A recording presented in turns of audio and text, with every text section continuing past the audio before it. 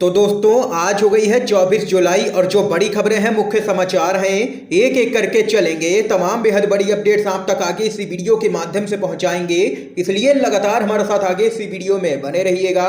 तो वहीं दोस्तों, खबरों की तरफ बढ़ने से पहले आप लोगों से एक छोटा सा निवेदन है कि अगर आप लोग भी खुल करके देश भर में लगातार नफरत फैला रही गोदी मीडिया का पूर्ण तरीके से बहिष्कार करते हैं, विरोध करते हैं, तो अभी इस वीडियो को लाइक कीजिएगा, चैनल को फ्री में सब्सक्राइब करके बेल के आइकन को जरूर दबाइएगा दोस्तों, और कमेंट बॉक्स में कमेंट कीजिएगा जय हिंद जय भारत। दरअसल दोस्तों, पहली बड़ी खबर आप लोगों को बताते चलें।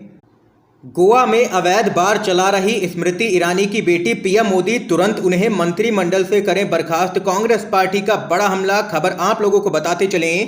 कांग्रेस पार्टी ने मांग की है कि प्रधानमंत्री नरेंद्र मोदी को केंद्रीय मंत्री स्मृति ईरानी को तुरंत बर्खास्त करना चाहिए। कांग्रेस ने आरोप लगाया है कि उनकी बेटी गोवा में एक अवैध बार चला रही है। और वहीं आप लोगों को आगे बताते चलें, यह देखते हुए कि यह एक बहुत ही गंभीर मुद्दा है, कांग्रेस ने बार को दिए गए कारण बताओ नोटिस की एक प्रति भी साझा की है और कहा है कि नोटिस देने वाले आबकारी अधिकारी का कथित तौर पर अधिकारियों के दबाव के बाद तबादला भी किया जा रहा है। कांग्रेस के प्रवक्ता पवन खेड़ा ने कहा है कि ईरानी के परिवार के खिलाफ भ्रष्टाचार के गंभीर आरोप हैं और उनकी बेटी गोवा में कथित तौर पर एक रेस्टोरेंट चला रही है जिसमें एक बार फर्जी लाइसेंस पर काम कर रहा है। और इसके साथ ही गोवा में अवैध बार चला रही स्मृति ईरानी की बेटी के मुद्दे पर यहां पर कांग्रेस पार्टी ने मांग की है कि पीएम मोदी तत्काल प्रभाव से कैबिनेट से तुरंत यहां पर बर्खास्त करें स्मृति ईरानी को। इस बीच एक और बड़ी खबर बताते चलें। शिवसेना के नेता आदित्य ठाकरे का बड़ा दावा, कहा जल्द ही गिर जाएगी एकनाथ शिंदे की सरकार और महाराष्ट्र में होंगे मध्यावधि के चुनाव। खबर आप लोगों को बताते चलें। शिवसेना के नेता आदित्य ठाकरे ने दावा किया है कि एकनाथ शिंदे के नेतृत्व वाली सरकार जल्द ही गिर जाएगी और यह 6 महीने भी पूरे नहीं कर पाएगी सरकार। और वहीं अब महाराष्ट्र में जल्द ही मध्यावधि चुनाव देखने को मिलेंगे।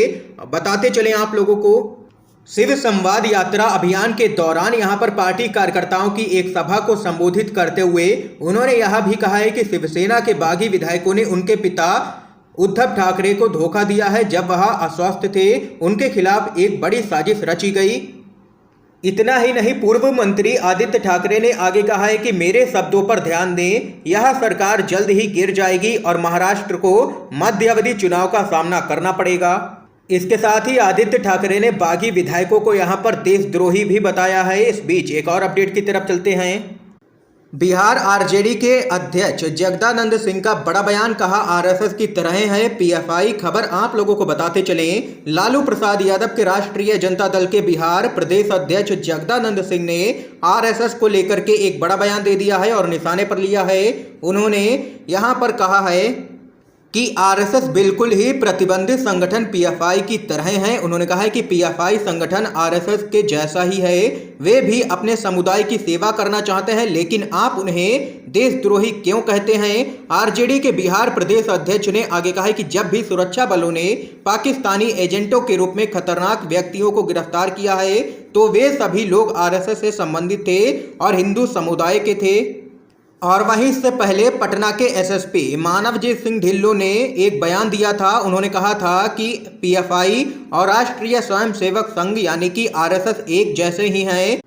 उनके बयान के बाद माहौल काफ़ी गर्मा भी गया था बिहार के अंदर। ये यहाँ पर खबर सामने निकल के आई है, देख सकते हैं कि पीएफआई से तुलना कर दी है आरएसएस की बिहार आरजेडी के प्रमुख जगदानंद सिंह ने। एक और अपडेट आप लोगों को बताते चले दोस्तों, चुनाव आयोग के नोटिस पर बरसे हैं संजय राउत। खबर आप लोगों को बताते चलें।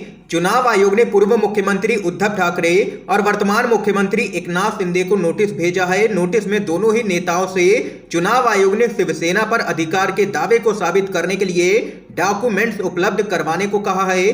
चुनाव आयोग के इस नोटिस पर शिवसेना के नेता संजय राउत ने कड़ी प्रतिक्रिया दी है। उन्होंने कहा है कि महाराष्ट्र के लोगों के लिए यह काफी चौंकाने वाला है।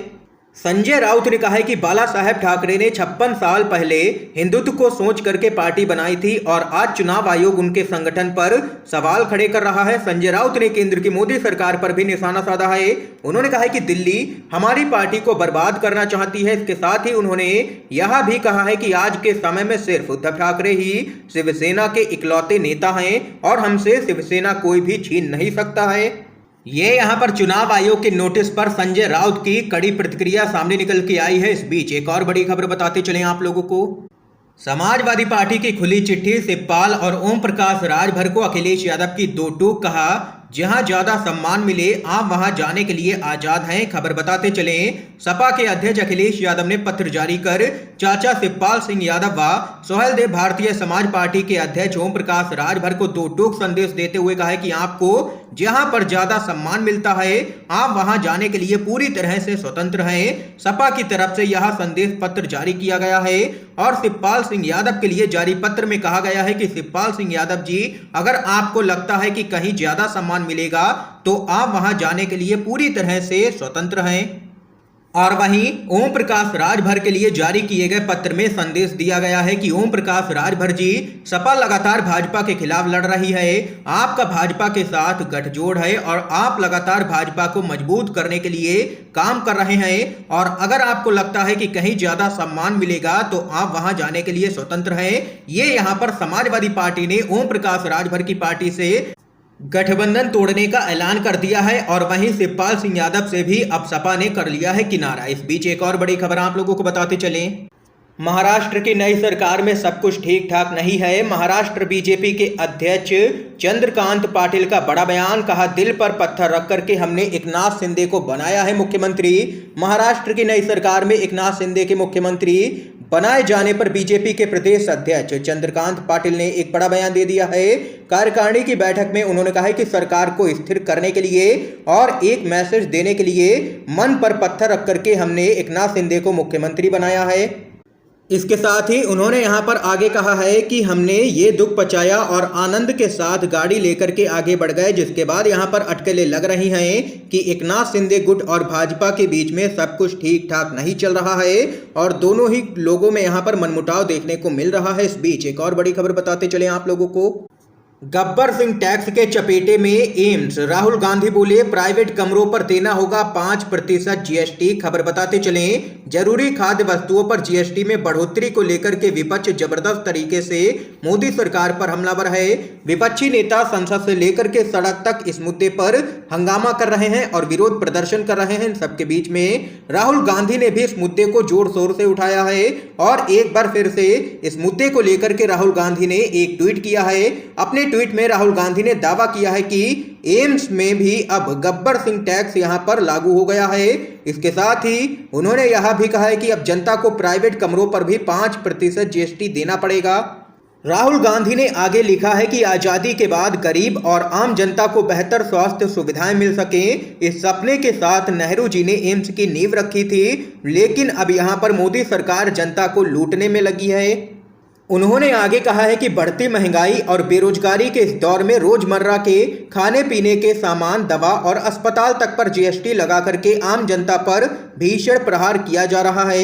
ये यहाँ पर जबरदस्त तरीके से देख सकते हैं कि बढ़ी हुई जीएसटी के मुद्दे पर घेरा है राहुल गांधी ने मोदी सरकार को। एक और बड़ी खबर की तरफ बढ़ते हैं। ममता सरकार में मंत्री पार्थ चटर्जी के मामले में टीएमसी का भाजपा पर आरोप, कहा साजिश की राजनीति कर रही है बीजेपी। खबर आप लोगों को बताते चलें, पार्थ चटर्जी के मामले में टीएमसी ने आरोप लगाया है कि भाजपा साजिश की राजनीति कर रही है। एक प्रेस कॉन्फ्रेंस में कहा गया है कि अर्पिता के घर से बरामद नोटों का टीएमसी से कोई भी संबंध नहीं है। इसके साथ ही कहा गया है कि टीएमसी पहले की तरह संगठित और एकजुट है। इसके साथ ही यह भी कहा गया है कि अर्पिता मुखर्जी का टीएमसी से कोई भी लेना देना तक नहीं है। और वहीं दूसरी तरफ बताते चलें, मंत्री पार्थ चटर्जी की गिरफ्तारी के बाद कोलकाता में टीएमसी के महासचिव अभिषेक बनर्जी के कार्यालय में एक महत्वपूर्ण बैठक यहां पर हुई है। इस बीच एक और अपडेट आप लोगों को बताते चलें। उपराष्ट्रपति पद के लिए विपक्षी उम्मीदवार मार्गरेट अल्वा ने गैर भाजपा खेमे में मौजूदा मतभेदों को बताया है पारिवारिक झगड़ा। कहा 2024 की चुनौती के लिए एकजुट होने का कर रहे हैं हम लोग प्रयास। खबर बताते चले, विपक्ष के उपाध्यक्ष पद की उम्मीदवार मार्गरेट अल्वा ने गैर भाजपा खेमे में मौजूदा मतभेदों को पारिवारिक झगड़ा बताया है और कहा है कि वे 2024 की चुनौती के लिए एकजुट होने का प्रयास कर रहे हैं। बताते चले मार्गरेट अल्वा 6 अगस्त को होने वाले उपराष्ट्रपति चुनाव में सत्तारूढ़ एनडीए के जगदीप धनखड़ के खिलाफ विपक्षी उम्मीदवार हैं। उन्होंने कहा है कि विपक्ष स्पष्ट था कि वह एक दलीय शासन नहीं चाहता है और संविधान की रक्षा की जानी चाहिए और लोकतांत्रिक संस्थानों की रक्षा की जानी चाहिए।